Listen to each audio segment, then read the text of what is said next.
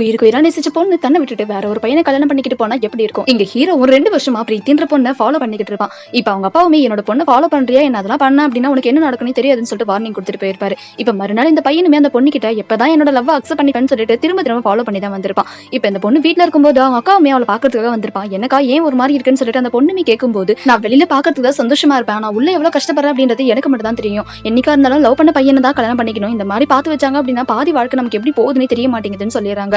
இப்ப இதனால இந்த பொண்ணுமே அப்ப லவ் அண்ட் கேர் தான் உண்மையான காதலுக்கும் உண்மையான வாழ்க்கைக்கும் அர்த்தம் அப்படின்றத தெரிஞ்சுக்கிறா. இப்ப மறுநாள் அந்த பையன் கிட்ட நாளைக்கு நான் உன்னை மீட் பண்ணணும் அப்படின்ற விஷயத்தையுமே சொல்லிருப்பா ஒரு லெட்டர் மூலமா. இப்ப மறுநாள் அவங்க ஃப்ரெண்ட்ஸ் கிட்டயுமே எதுக்காக அவன் நைட்டு என்ன பார்க்க வரலன்னு சொல்லி கேட்கறா. இப்ப அவங்களுமே அவங்க அப்பாக்கு ஹார்ட் அட்டாக் வந்துருச்சு, அதனால திடீர்னு ஹாஸ்பிட்டல் கூட்டிட்டு போயிட்டாங்க, அதனால தான் உன்னை பார்க்க வரல அப்படின்ற விஷயத்தையுமே சொல்றாங்க.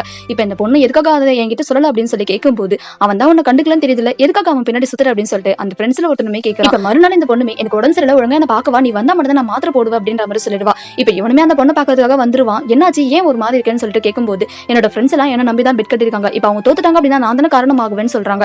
என்னை விட உனக்கு அந்த கிரிக்கெட் தான் முக்கியமானு சொல்லிட்டு கேட்கும்போது, நீங்க எல்லாருமே தான் எனக்கு ரொம்ப முக்கியம் அப்படின்ற மாதிரி அவனுமே சொல்றான். இப்ப மறுநாள் இந்த பொண்ணுக்கு பர்த்டேன்றதால வெளியில கூட்டிட்டு போய் வந்திருப்பான். இப்ப அவங்க அப்பாவுமே இவங்க 2 பேரும் வெளில சுத்தத்தை பார்த்துட்டு அவளை கூட்டிட்டு போயிருப்பாரு. இப்ப அவங்க அப்பாவுமே உனக்கு சீக்கிரமாவே கல்யாணம் பண்ற அப்படின்னு சொல்லிட்டு அவளை ரூம்லயுமே அடிச்சிருப்பாரு. இப்ப அவளுமே கால் பண்ணி எனக்கு சீக்கிரமா மாப்பிள பார்க்க போறாங்க, நம்ம 2 பேரும் ஏன் ஓடி போயிடக்கூடாதுன்னு சொல்லிட்டு அந்த பையன் கிட்டயுமே கேட்கறான்.